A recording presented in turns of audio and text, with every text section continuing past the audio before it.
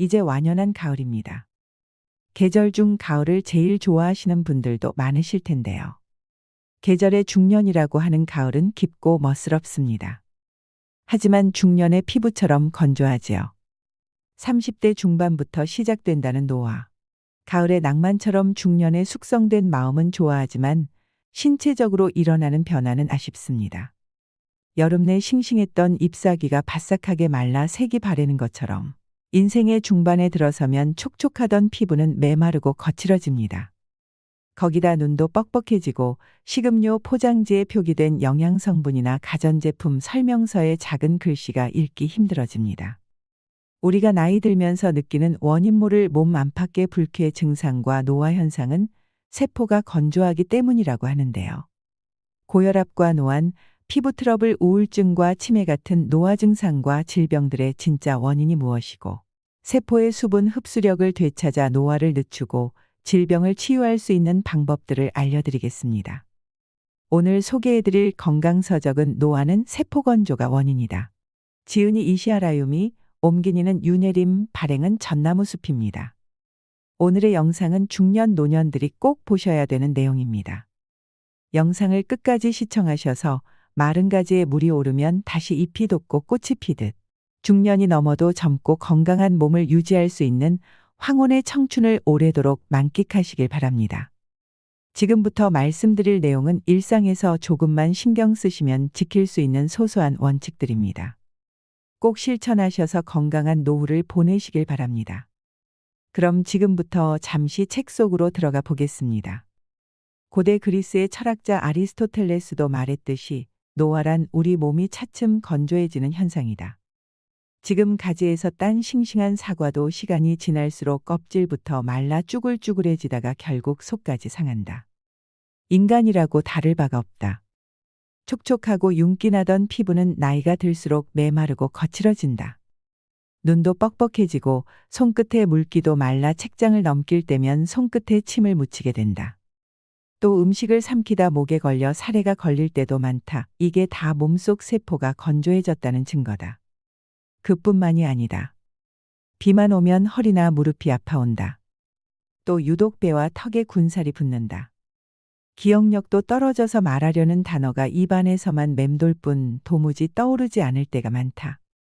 이런 현상들도 내장과 관절뼈, 심지어 뇌에 이르기까지의 세포가 건조해서 나타나는 것이다. 실제로 유아기 몸무게의 70%나 차지하던 수분은 나이가 들수록 점점 감소하여 성년기에는 60%, 노년기에는 55%에 지나지 않는다고 한다. 이것만 보더라도 몸이 더 건조해지지 않도록 하는 것이 노화를 늦추는 가장 효과적인 방법이라는 것을 알 수 있다. 이런 노화나 건조 현상은 20대를 넘으면 누구나 겪는다.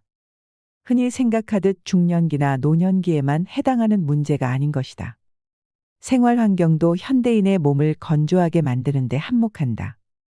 지나친 냉난방 탓에 1년 내내 건조하게 지내다 보니 가습기 없이는 겨울나기가 힘들 정도로 목욕 방식도 달라져서 욕조에 물을 받아 느긋하게 몸을 담그기보다는 후다닥 샤워로 끝낼 때가 많다. 그러다 보니 몸을 충분히 덮이지 못해 냉증이 쉽게 생긴다. 몸이 차면 세포의 건조 상태가 더 악화된다. 이 같은 문제는 식생활에서 더 찾을 수 있다. 아침 식사로 많이 먹는 빵과 우유, 평소에 즐겨 먹는 열대 과일, 습관처럼 마시는 녹차는 모두 우리 몸을 차게 만든다. 이렇듯 자신도 모르게 몸을 차게 만들어서 세포의 건조를 부추기며 사는 모습을 보면 안타까울 뿐이다.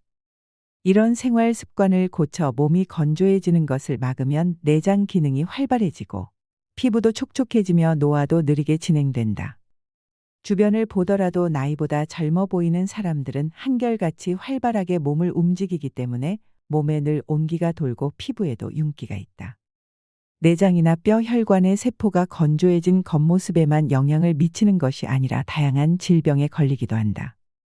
생활습관병이라고 하는 고혈압, 당뇨병, 고지혈증 등은 혈관의 내피세포나 췌장의 베타세포 같은 우리 몸의 세포가 비정상적으로 건조해진 결과 기능이 떨어져서 나타나는 질환들이다.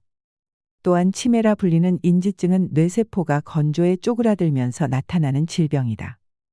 특히 여성은 몸속 건조증을 치료하면 자궁과 난소의 기능이 활발해져 부종이나 심한 체중 증가 부인과 질환 갱년기 장애 등을 빨리 극복할 수 있다.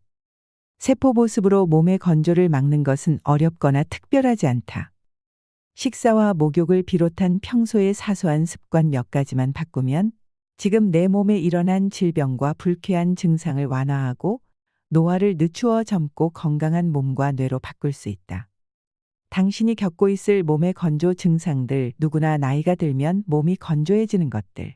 피부가 당기고 거칠어져서 자꾸 신경이 쓰이고 손가락 끝도 말라 책장을 넘길 때면 나도 모르게 침을 묻히게 된다. 그런데 건조 증상이 피부와 같은 몸의 겉에만 나타나는 것이 아니다. 음식이 목으로 잘 넘어가지 않아서 사례가 들 때도 많다. 특히 침 분비량이 적은 노인들에게 자주 있는 일인데 심한 경우에는 떡 같은 것이 목에 걸려 숨지는 일까지 일어난다. 몸이 건조해서 나타나는 노화 증상은 이 밖에도 여러 가지가 있다. 몇 가지 예를 들면 다음과 같다. 요즘 들어 뭘 좀 먹기만 하면 소화가 잘 되지 않아 속이 더부룩하고 술 마신 다음 날에는 어김없이 숙취로 고생한다. 눈에 띄게 뱃살이 찌기 시작하고 머리카락이 힘이 없이 푸석푸석하다. 탈모로 머리숱이 부쩍 줄었다.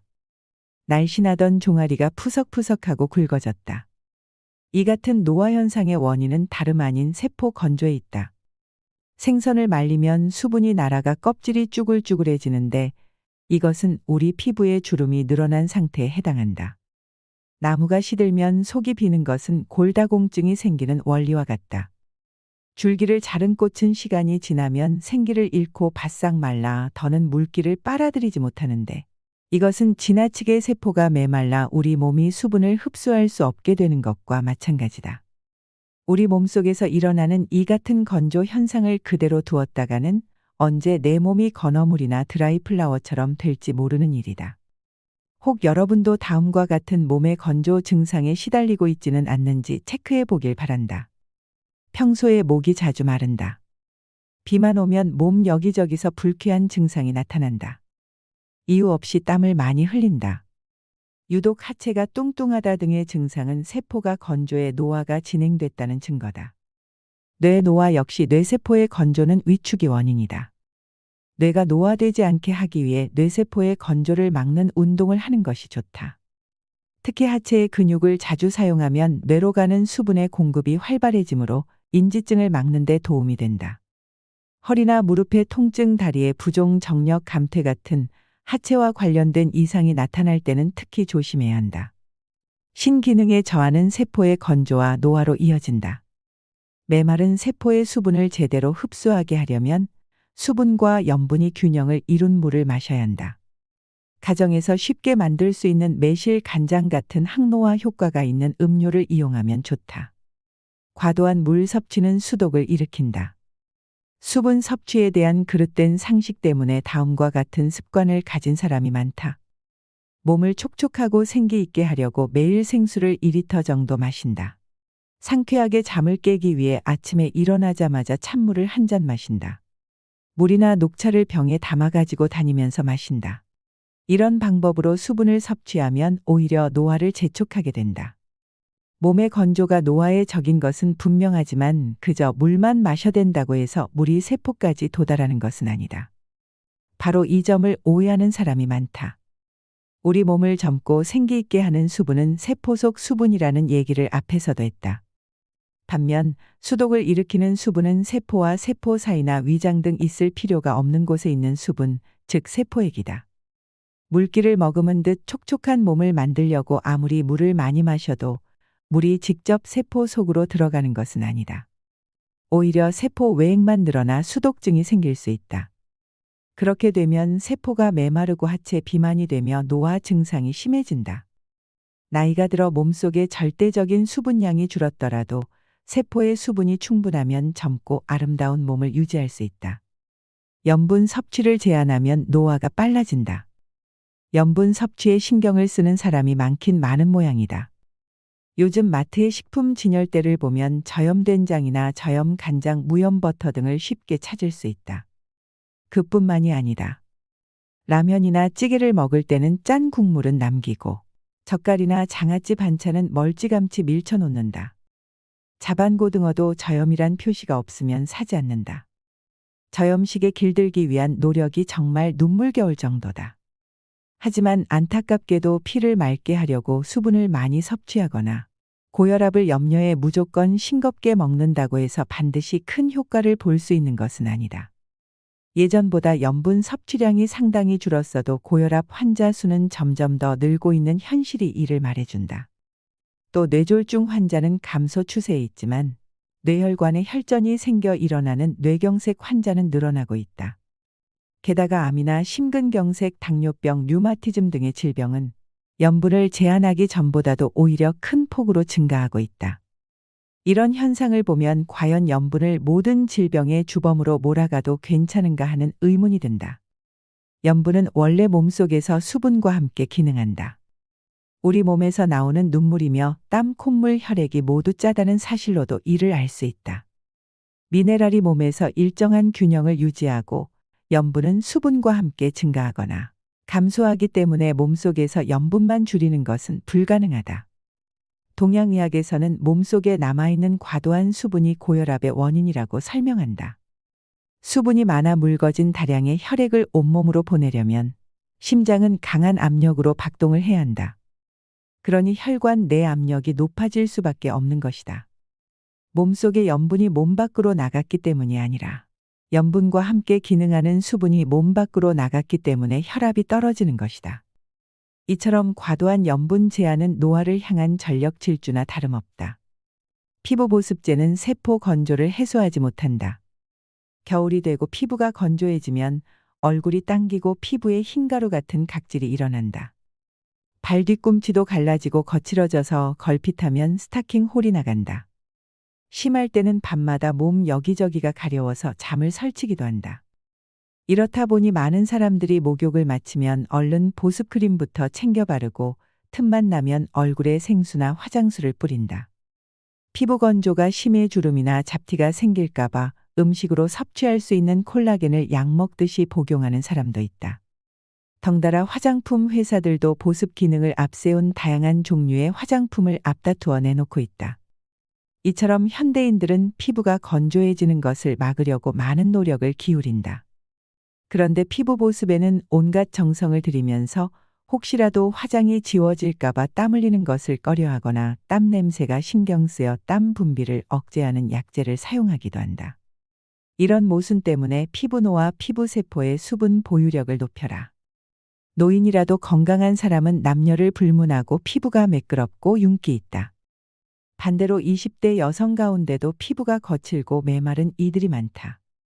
그래서인지 보습에 좋다는 로션이며 크림 등을 2중, 3중 겹쳐 바르고 보기에도 부담스러운 두터운 화장으로 맨 얼굴을 감추는 사람들이 있다. 촉촉한 피부를 위해 나름 애를 썼는데도 그마저 효과가 없다면 어떻게 해야 할까? 느긋하게 욕조물에 몸을 담그거나 사우나에서 기분 좋게 땀을 흘리고 났을 때 모습을 한번 떠올려 보자. 분명히 몸 밖으로 수분이 많이 빠져나갔는데도 웬일인지 피부는 촉촉하고 매끈하다 푸석푸석하던 얼굴은 붓기가 빠져 탄력이 생기고 턱선도 날렵해진다. 이처럼 목욕 등으로 몸이 따뜻해지면 우리 몸에서 수분 조절을 주관하는 신장도 따뜻해진다. 그 결과 신장의 기능이 활성화되어 몸속에 불필요한 수분이 신속하게 배출된다. 이와 같은 피부 본연의 힘이 발휘되도록 한다면 인위적인 보습에 의존하지 않더라도 젊은 피부를 유지할 수 있다.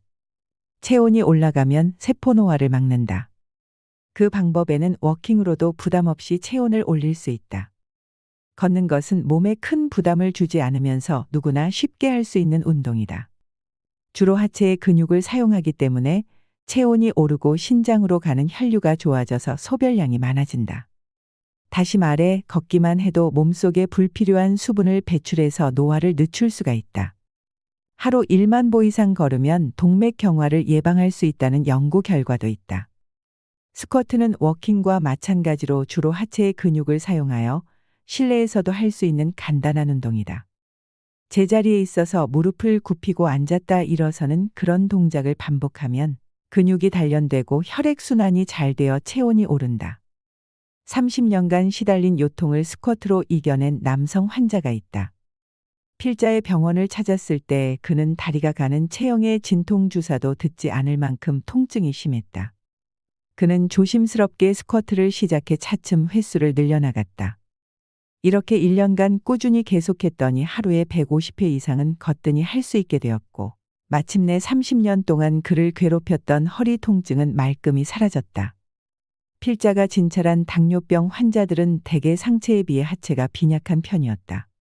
하체가 빈약하면 그만큼 근육에서 소비되는 당분의 양도 감소하기 때문에 당분이 혈액에 그대로 남아 당뇨병이 되기가 쉽다.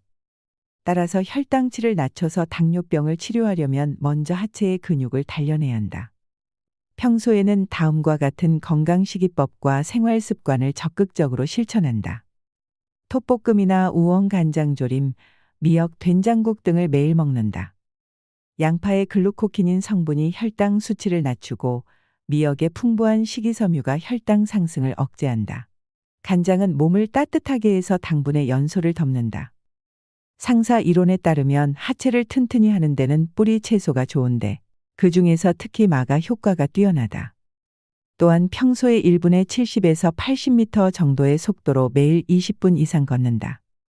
온종일 컴퓨터 앞에 앉아 일하거나 장시간 운전을 했을 때 근육이 필요해서 오는 요통 또는 척추 변형으로 인한 요통, 변형성 무릎 관절증 같은 만성화된 통증을 가라앉히는 데는 몸을 덮이고 쇠약해진 근력을 단련하는 방법이 효과적이다.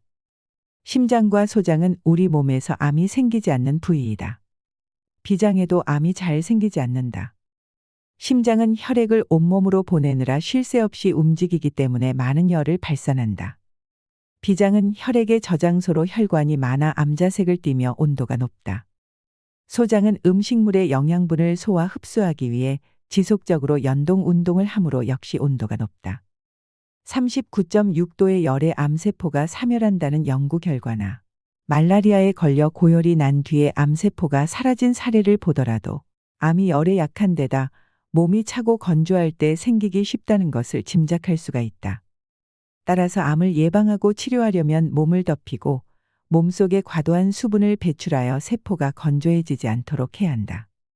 한편 육류나 달걀, 우유, 버터 등으로 대표되는 서구식 식사를 즐기게 된 이후로 폐암이나 대장암, 유방암 같은 서구형 암은 물론이고 전체 암 환자도 늘어났다. 암을 예방하려면 지금부터라도 몸을 따뜻하게 하는 한식을 중심으로 먹고 식사량도 평소 먹던 양의 60에서 70% 정도로 줄여야 한다.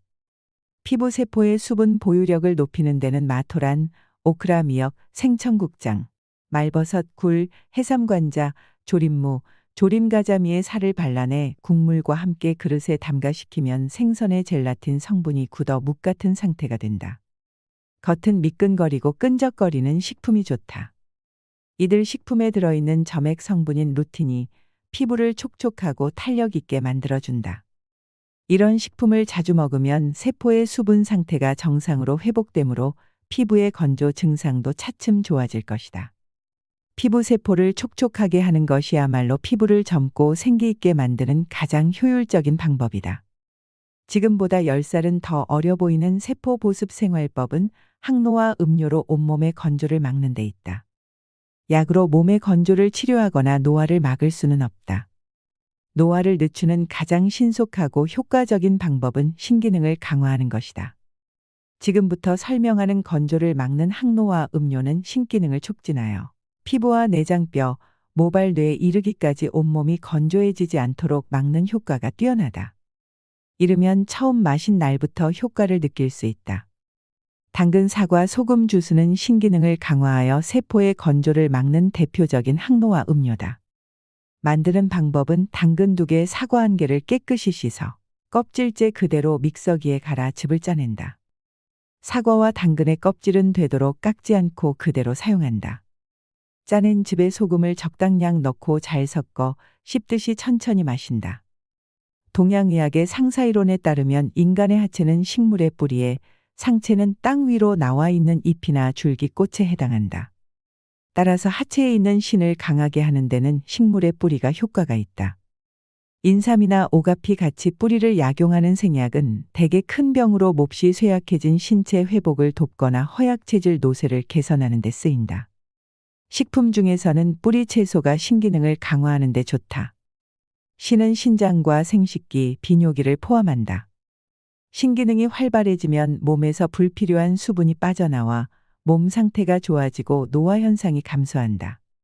특히 몸을 따뜻하게 하는 난색을 띠는 당근은 과도한 수분으로 인해 몸이 찬 사람에게 아주 좋다. 과일 중에서 사과는 원산지가 북쪽 지방이고 색도 붉어 몸을 차게 할 염려가 없다.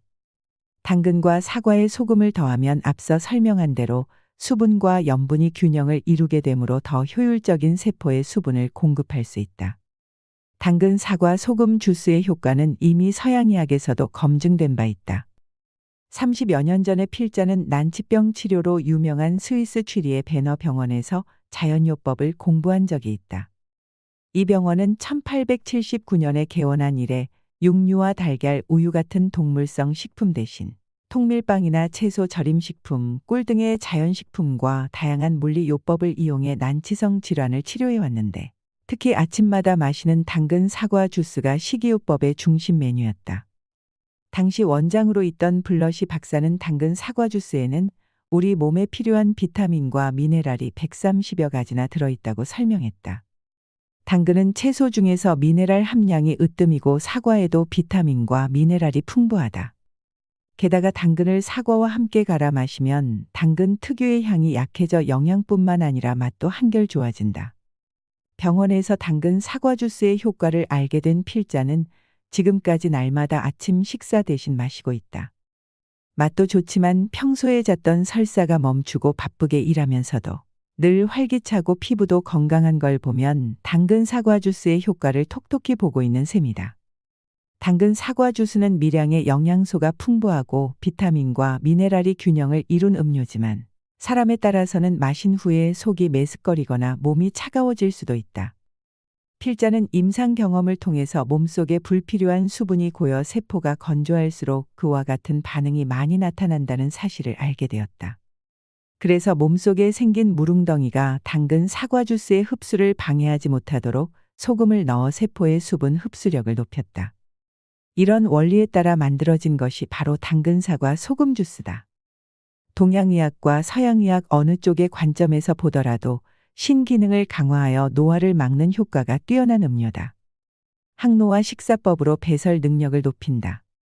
몸이 건조해지지 않게 해서 노화를 늦추려면 신으로 가는 혈류를 좋게 해서 배설 능력을 높여야 한다.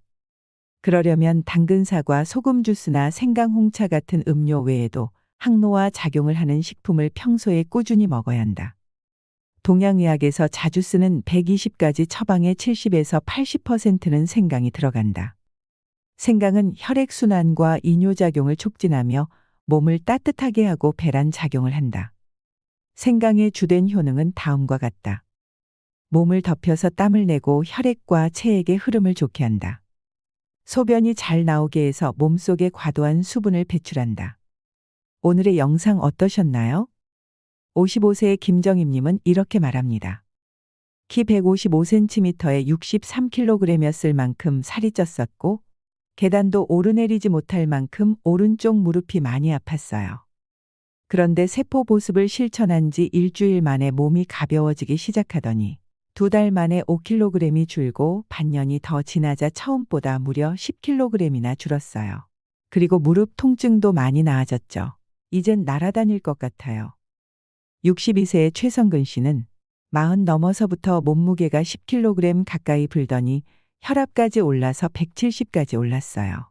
혈압약을 먹으면 일시적으로는 안정되지만 어쩌다 한 번이라도 걸으면 다시 혈압이 올랐죠.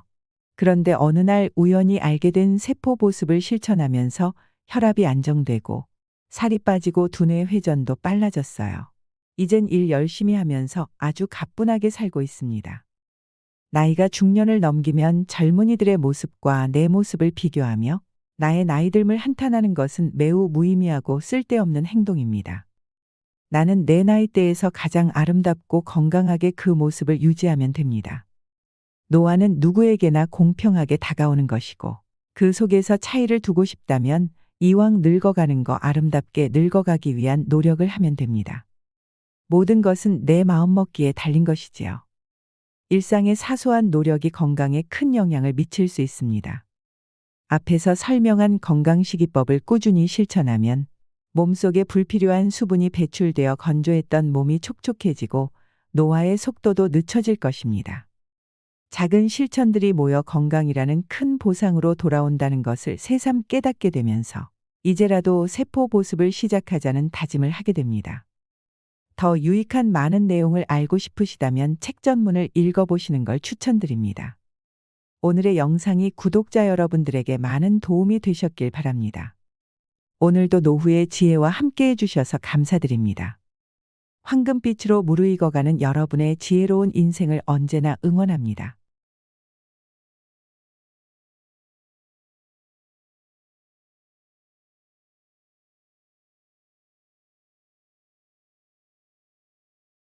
여러분, 우리가 이 세상을 살면서 차마 죽지 못하고 이 세상의 미련을 끊임없이 갖고 있는 이유가 뭐라고 생각하시나요? 그 이유 중에 하나는 욕심 때문에 그렇습니다. 그렇다면 우리가 마음에서 욕심을 놓으면 무슨 일이 일어날까요? 삶도 행복하게 살 수 있고 죽음도 행복하게 받아들일 수가 있습니다. 연구에 따르면 우리가 쓰고 있는 살림살이의 70%는 손도 한 번 안 댄다고 합니다. 여러분들이 지금 쓰고 있는 살림살이 중에서 생전에 쓰는 게 30%밖에 안 된다는 것입니다. 잘 생각해 보면 우리가 사서 집으로 싸가지고 들고 온 물건을 쓰기는커녕 버리지도 못하고 평생을 이사 갈 때마다 들고 다니는 경우가 있지 않나요? 한 번도 쓰지도 않을 걸 우리는 악착같이 이고지고 살고 있는 것입니다. 바꿔 말하면 우리가 인생을 좀 홀가분하게 살아갈 필요가 있는데 너무 많은 걸 쥐고 살아가기 때문에 인생이 힘든 것일 수도 있습니다. 버릴 건 버리고 가져갈 것만 가져가야 되는데 다 가져가려고 하다 보니 인생이 힘들고 무거워지는 것입니다. 우리가 쓰고 있는 핸드폰의 70%는 기능도 모르고 쓴다고 합니다. 내가 이걸로 정보를 검색하는 것도 모르고 텔레비전을 보는 것도 모르고 인터넷을 하는 것도 모르고 이메일을 하는 것도 아무것도 모르고 문자만 그저 주고 받는데도 100만 원짜리 휴대폰을 쓰는 사람이 많다고 합니다. 어쩌면 우리나라 국민의 80%는 100만 원짜리 핸드폰을 들고 다닐 필요가 없는 것입니다. 10만 원짜리만 들고 다녀도 되는데 필요 없는 걸 들고 다니는 이유는 무엇일까요? 우리 집도 마찬가지입니다.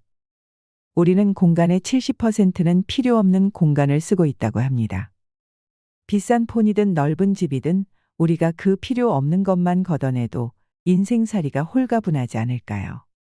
오늘은 우리가 살아가는 인생살이에 대해 이야기 나누고 싶습니다. 여러분, 자녀를 하루 종일 이 학원 저 학원 보내는 부모가 있습니다. 그런데 이 부모는 과연 자녀를 너무 사랑해서 학원에 보내는 걸까요? 잘 생각해 보면 아이들을 사랑해서 보내는 게 아닙니다. 내 욕심 채우기가 급급한 경우가 많습니다. 욕심을 채우려고 아이들을 불행하게 만드는 것입니다.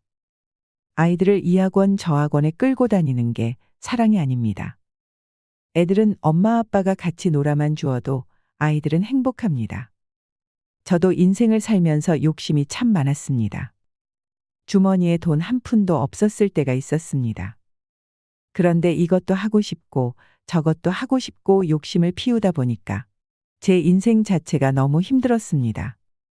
그래서 아무것도 욕심을 안 부리기 시작했습니다. 아무것도 안 하고 학교 열심히 다니고 일 열심히 하고 열심히 운동하고 이런 것만 하니까 어느 순간 사는 게 너무너무 즐거워졌습니다. 삐까번쩍한 집 한 채를 지어서 살아야지. 대단한 일을 이뤄내야지.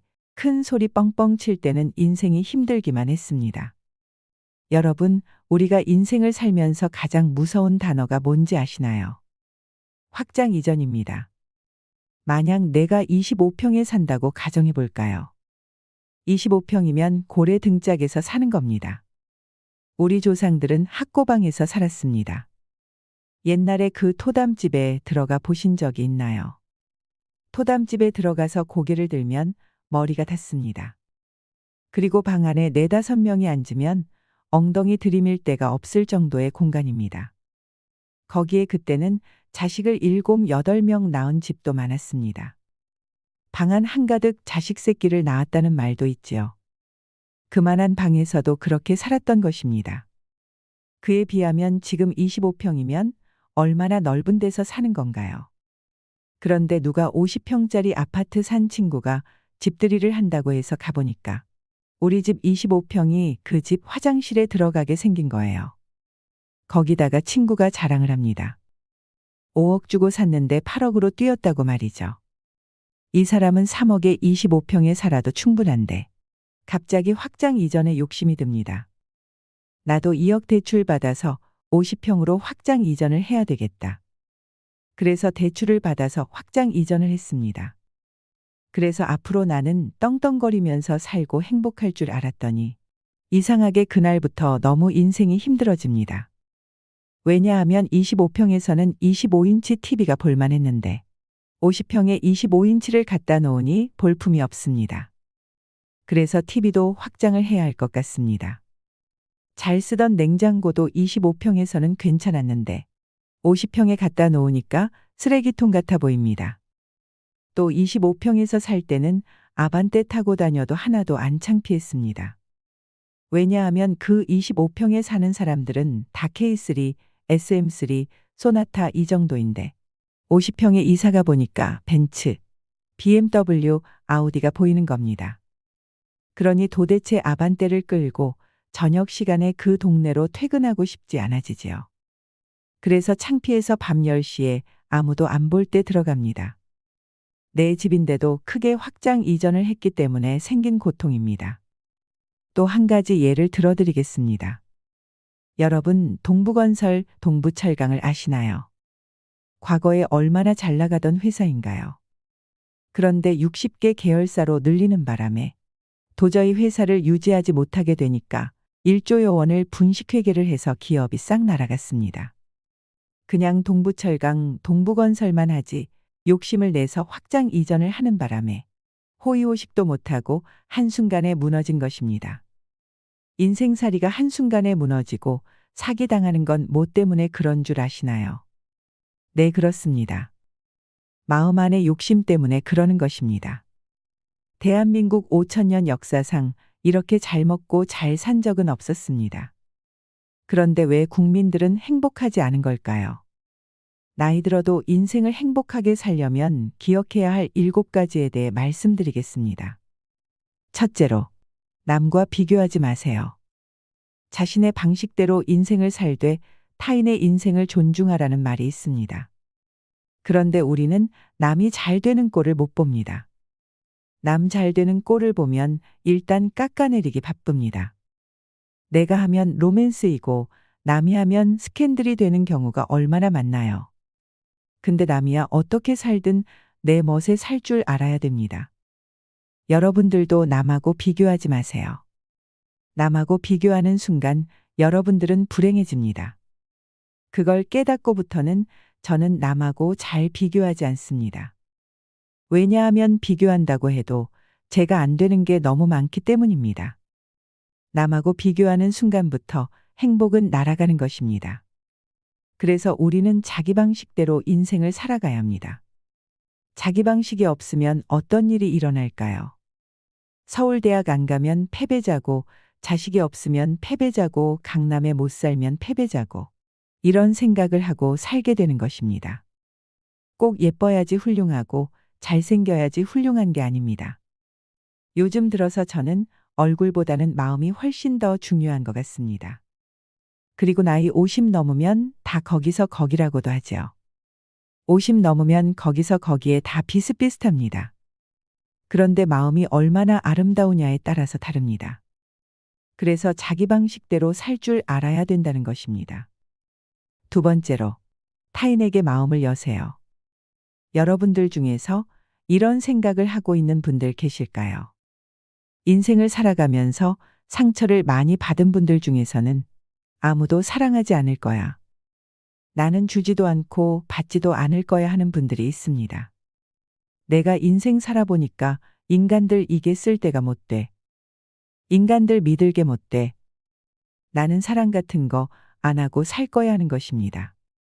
제가 나이를 먹으면서 사람을 만나는 게 뭘까 생각을 많이 합니다. 사람을 만나는 일이 참 즐겁고 신나기만 한다면 얼마나 좋을까 합니다. 그러기 위해서는 한 가지가 필요합니다. 타인에게 마음을 열어라입니다. 그럴 때 삶이 풍요로워지는 것입니다. 인간관계가 깊어지고 삶이 풍요로워지기 위해서는 다른 사람들에게 마음을 열고 친절하게 대해야 됩니다.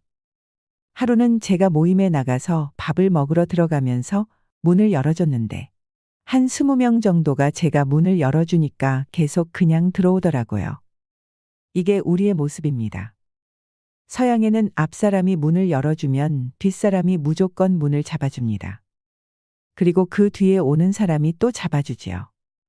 그런데 우리는 누군가 문을 잡아주면 고맙다는 말은 제쳐두고 그냥 제 갈 길을 갑니다.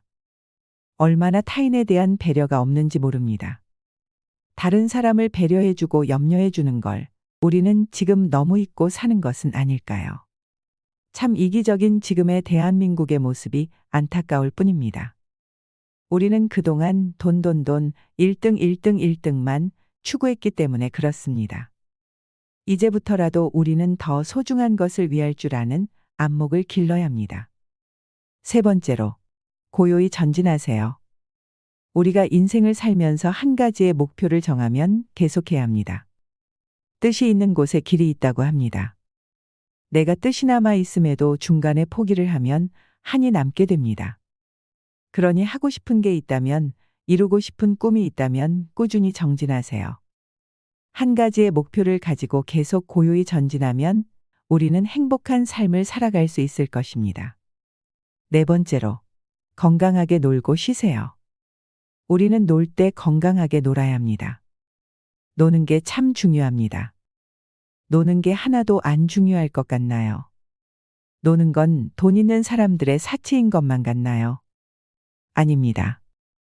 니마 그 강을 건너지 마오라는 영화를 보신 적이 있나요? 그 다큐멘터리에 나온 할머니 할아버지가 돈이 많던가요, 적던가요? 그분들은 돈이 많은 분들이 아닙니다. 그런데 정말 행복해 보입니다. 저는 그 할머니 할아버지가 손을 잡고 장난치면서 가시는 모습을 보면서 저게 바로 건강한 거구나 했습니다. 두 분이 얼마나 재미나게 살던가요? 우리는 놀 때와 쉴 때 건강한 놀이 문화를 만들 필요가 있습니다. 취미 생활이 있어야 합니다. 내가 좋아하는 것을 잘 아는 사람은 행복할 수 있습니다. 사는 게 즐거운 사람들은 건강하게 노는 법을 배운 사람들입니다. 다섯 번째로, 가족과 함께 좋은 시간을 보내세요. 인생을 살아가다 보면 나이를 먹으면 먹을수록 가족밖에 없다는 생각을 참 많이 하게 됩니다. 물론 친구도 벗도 중요하지만 가족이 참 소중한 것입니다. 그런데 우리나라는 가족을 위해서 산다고 말하지만 하루에 가족을 한 번도 안 만나는 사람들이 너무 많습니다. 집에 오면 서로 말도 안 하고 방에 들어가 버리고 따뜻하게 눈 마주쳐 본 적이 언제인지 기억도 나지 않습니다. 30부터 50까지 가족을 위해 산다면서 가족과 보내는 시간을 소중히 여기지 않습니다. 행복하고 싶다면 가족들과 서로 눈을 쳐다보고 대화를 나누고 앞으로 가족과 함께 영화를 보러 가고 함께 운동을 하러 다니고 소중한 추억을 많이 만드시길 바랍니다. 일곱 번째로, 부정적인 생각에서 벗어나세요. 다른 사람을 험담하는 것은 자존감이 낮다는 것입니다. 다른 사람을 험담하는 사람 중에 인격이 훌륭한 사람을 본 적이 없습니다. 그러니까 남을 칭찬하는 사람이 인격이 올라가는 것입니다. 여러분, 강물이 바다로 흘러가지요. 바다로 흘러가면 겸손한 사람이 아래로 내려가는 것입니다. 그런데 바다로 내려가면 바닷물이 참 넓습니다. 겸손한 사람이 마음이 넓은 것입니다. 겸손한 사람이 마음이 바다 같은 겁니다. 그래서 작은 가슴으로 미운 마음으로 이 사람도 욕하고 저 사람도 욕하고 입만 열면 남 욕하는 사람은 마음에 기쁨이 없는 사람입니다. 여러 사람을 만나서 이야기를 듣다 보면 누구는 어떻고 누구는 어떻고 하는 말이 참 많이 들립니다. 그럴 때 저는 저 가슴 깊숙한 곳에 그 안에 다 묻습니다. 그리고 내가 할 수 있는 한 좋은 말을 하려고 노력을 합니다. 그러고 보니 남 욕을 안 하면서부터는 마음이 더 편안해진 것 같습니다.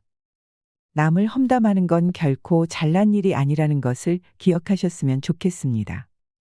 8번째로, 나이 들수록 좋은 습관을 만들어야 합니다. 70세는 노화의 갈림길이라고 합니다. 70대에게 가장 중요한 것은 신체 기능도 뇌 기능도 최대한 그대로 유지하는 것입니다. 노화를 늦추는 방법을 알아야 합니다. 그러기 위해서는 현재 갖고 있는 신체의 모든 기능을 계속 사용해야 합니다. 70대의 남은 기능을 의도적으로 계속 사용하면 80대, 90대에 이르러서도 간병인을 부르는 시기를 늦출 수 있습니다.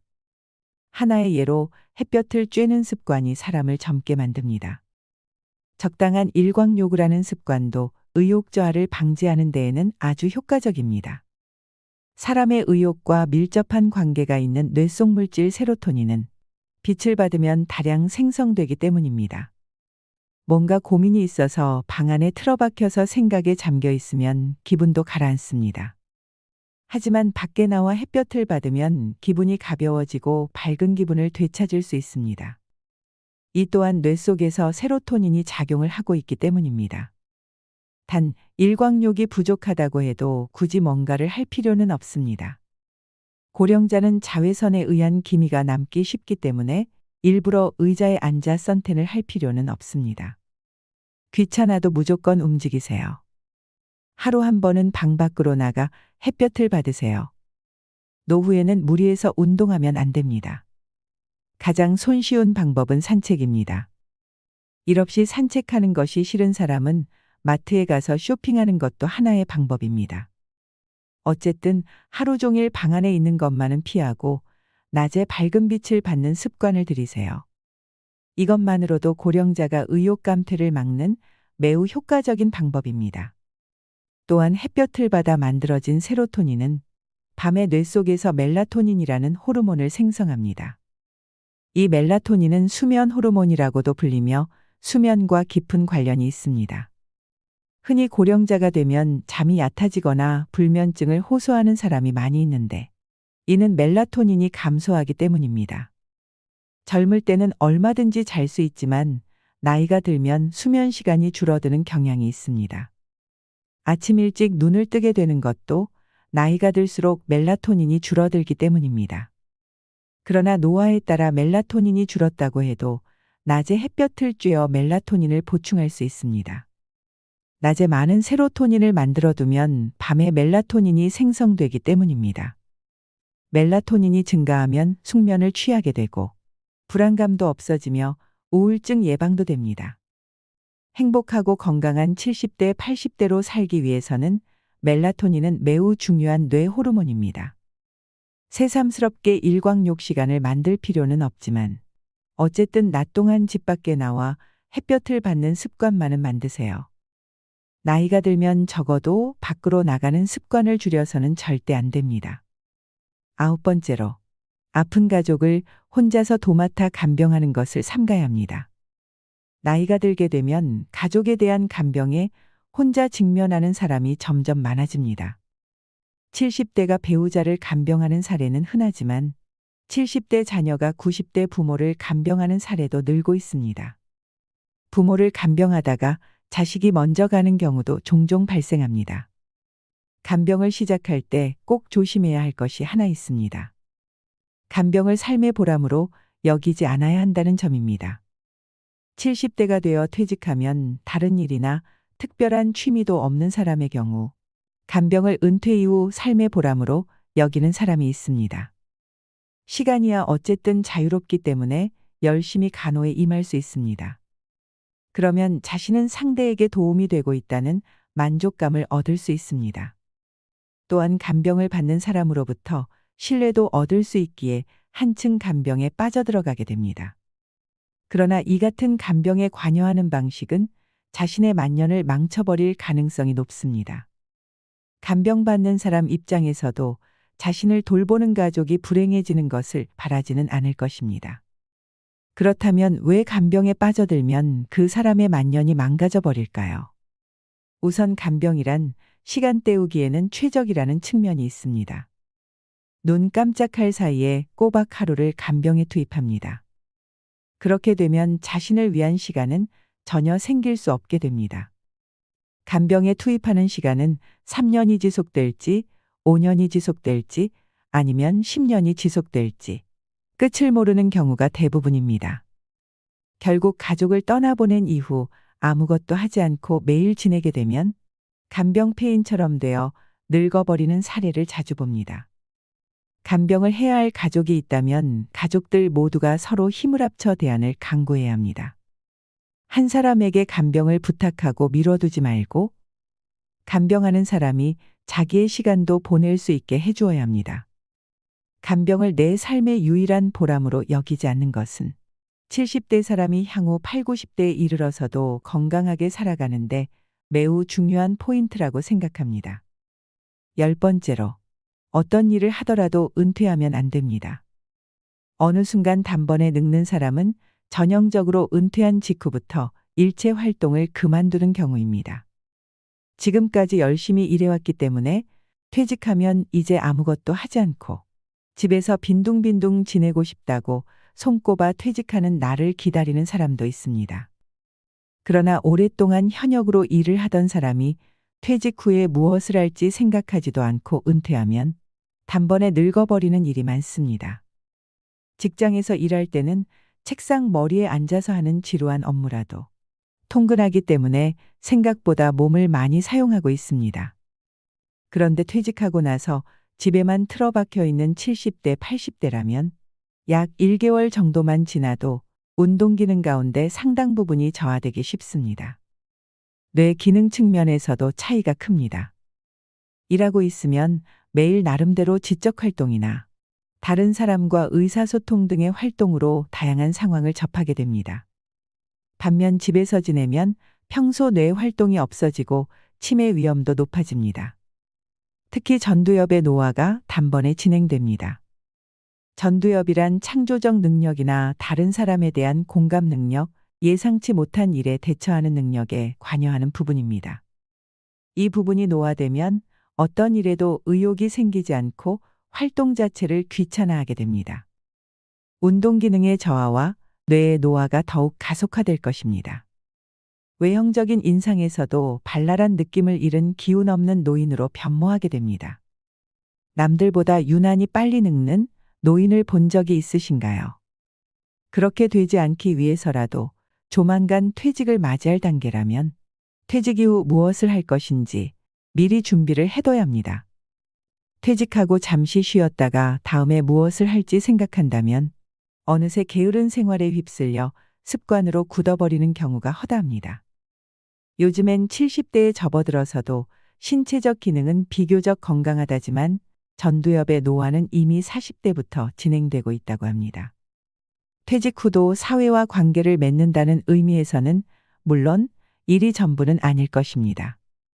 반상회 임원이나 아파트 관리 조합의 임원, 취미 모임에서 직무를 맡는 것도 좋습니다.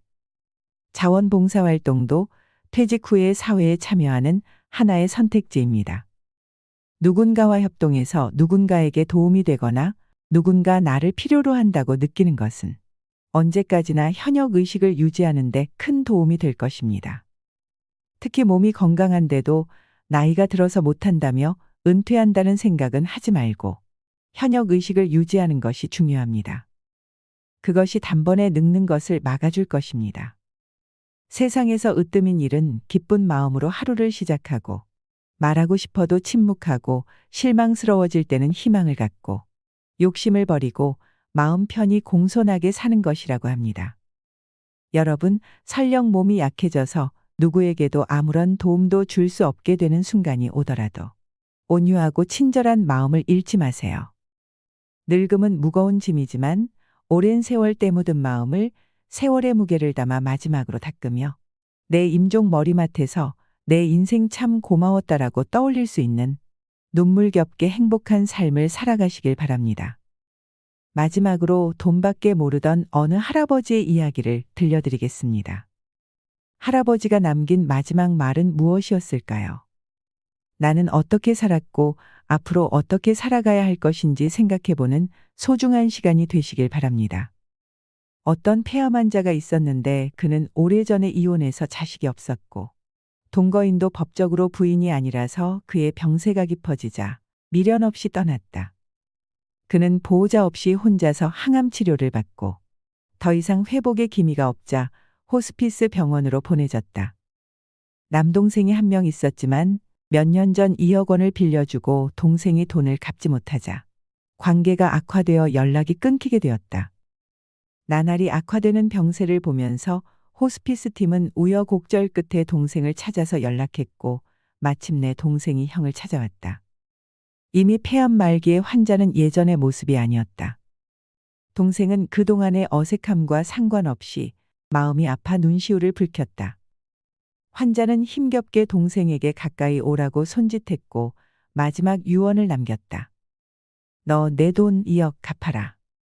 비록 동생이 돈을 갚지 않은 것은 잘못된 행동이었지만 형으로서 마지막 떠나는 길에 동생에게 돈을 갚으라는 유언을 남긴 것은 그 사람이 가진 가치가 오직 돈뿐이었다는 것을 알려준다.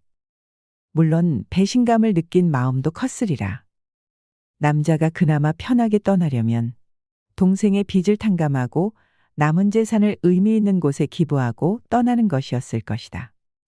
어차피 동생 외에는 남은 유족도 없기 때문에 이 세상에 태어난 의미를 조금이나마 찾는 방법일지도 몰랐다. 하지만 그 환자는 오직 동생을 향한 원망과 자신을 떠난 동거인을 향한 분노를 지니고 세상을 떠났다. 그가 살아생전 마지막으로 남긴 것은 무엇이었을까? 허공 속으로 사라져버린 너 내 돈 2억 갚아라라는 말이었다. 다행히 그의 시신은 동생이 거두었고 장례도 치렀다고 한다. 여러분은 이 할아버지의 마지막 모습에 어떤 마음이 드셨나요? 우리는 끊임없이 후회하고 고독하고 두려워하며 살아갑니다. 누구나 인생의 순간순간이 빛나길 원하지만 삶은 생각보다 호락호락하지 않습니다. 죽음 앞에 섰을 때 인생의 끄트머리에 서서 만족하며 눈을 감는 사람은 과연 몇이나 될까요? 독일의 시인 베르톨트 브레이트는 죽음을 그토록 두려워 말라. 못난 인생을 두려워하라라고 말했습니다. 행복도 고통도 내 마음에 달려 있습니다. 여러분은 지금 행복하신가요? 이상으로 시니어를 위한 모든 것. 시니어 연구소였습니다.